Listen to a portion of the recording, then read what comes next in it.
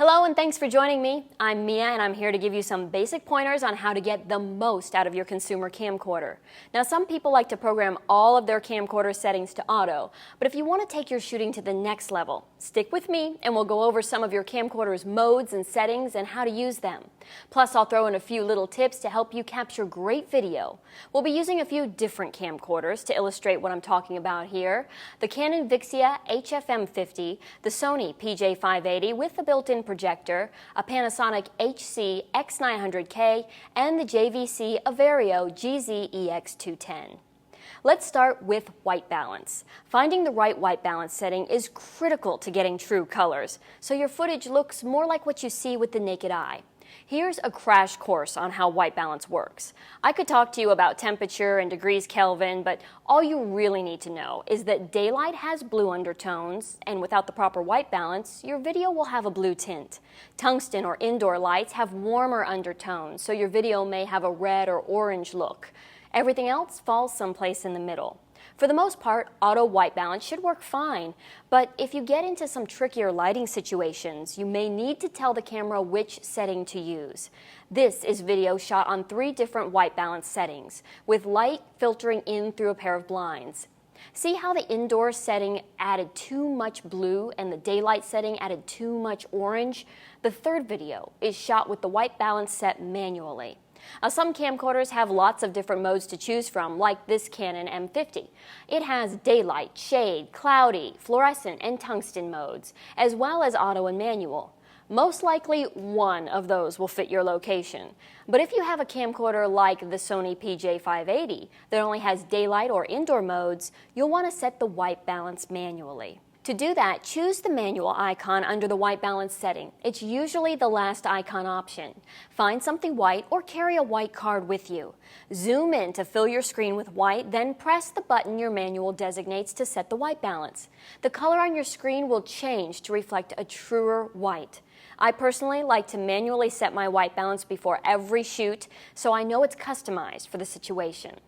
Now remember, in manual mode, you must re-white balance every time the lighting changes. So if you move indoors or the sun goes behind a cloud, remember to re-white balance in the new light. If you set the correct white balance every time you shoot, you should never have a problem with blue or orange video.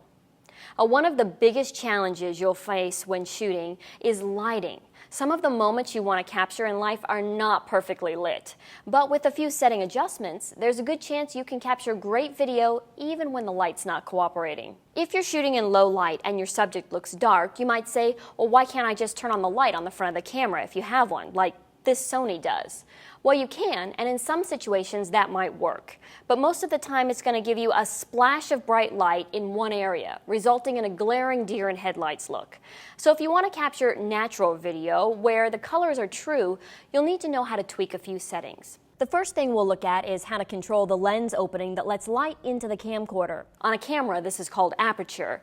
On video camcorders, it's typically called iris or exposure. For low light shooting, you may want to check your scene modes to see if there's one dedicated to low light. On the Sony and the JVC I'm using today, it's called low lux. If not, go into your manual settings and choose exposure.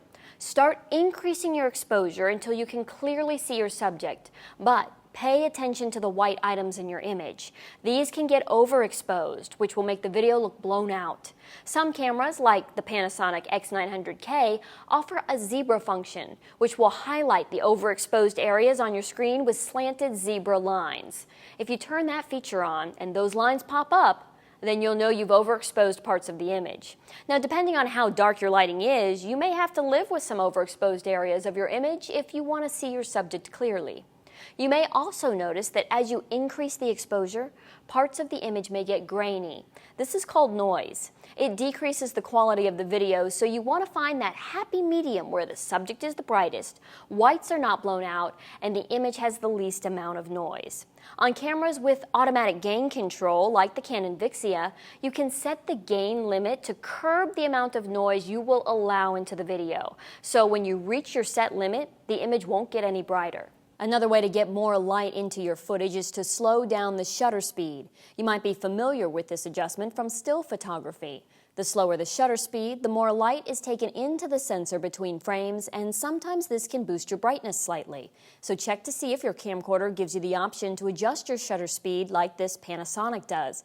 Just know that slowing down the shutter increases blur if you're shooting moving subjects. So lock the camera down and don't shoot action video with a slow shutter speed. Last but not least, be resourceful. When you've exhausted your camcorder settings and you still need more light, look at your surroundings. Maybe you can use a reflective surface to bounce light into an area and brighten it up a bit. Maybe you'll find a lamp that'll give off just the right amount of light you need. Be aware of how you can manipulate the light sources around you to help illuminate your subject. Don't you hate it when the lighting is perfect, your white balance is spot on, and you capture a great moment on video? Let's say your son runs in a touchdown, and when you get home to play it back, the video is so shaky that it gives you a headache to even watch it. Getting smooth, shake-free video on small handheld cameras is a toughie, but there are a few tricks that'll help. First, check to see if your camcorder has an optical image stabilization option. All of these do. On the Canon, it's abbreviated IS. On the Panasonic and JVC, it's OIS, and on the Sony, it's called Steady Shot. If you plan to be moving the camera at all while you're shooting, turn this on. It will stabilize the image projected on your camcorder sensor before it's turned into digital information. You'll find the stabilization option in most camcorder menus. However, on both the Panasonic X900K and the JVC Averio, it's a convenient dedicated button right on the camera body itself. There are also a few shooting techniques you can use to help reduce shake. The easiest way is to use a tripod or a monopod. Every camcorder has a threaded hole on the bottom where it can attach to a tripod plate. Basic video tripods and monopods are quite affordable, and they're really the only way to ensure that you'll eliminate most of the shake from your videos. Don't have a tripod? Or maybe you're in a situation that won't allow one. Make one. Again, get resourceful. Is there a ledge, a low wall, a table, or a flat surface near you where you can set the camcorder down and still shoot the video you want? If you can't get to a flat surface, see if there's something solid that you can lean against to stabilize your body. A wall or a car will work well, and this will reduce any natural body sway. Lastly, if there isn't a wall or flat surface in sight, you can make a tripod with your body. Now, there are a couple of ways to do this, and you should try out each one to find out which feels most comfortable and most stable for you. First, put the camcorder in the middle of both hands out in front of you.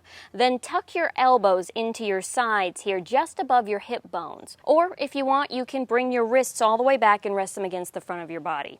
Either way, you want to turn your entire body with the camcorder when you turn, and what this will do is it'll provide some stabilization for your hands and reduce camera shake. Now you know some basics about how to correctly white balance your camcorder, work in low light, and take steady, shake-free video. I'm Mia McCormick. Thanks for taking the time to learn a few new tips with me. For more information, please visit us online, give us a call, or stop by our New York City Superstore. You can also connect with us on the web.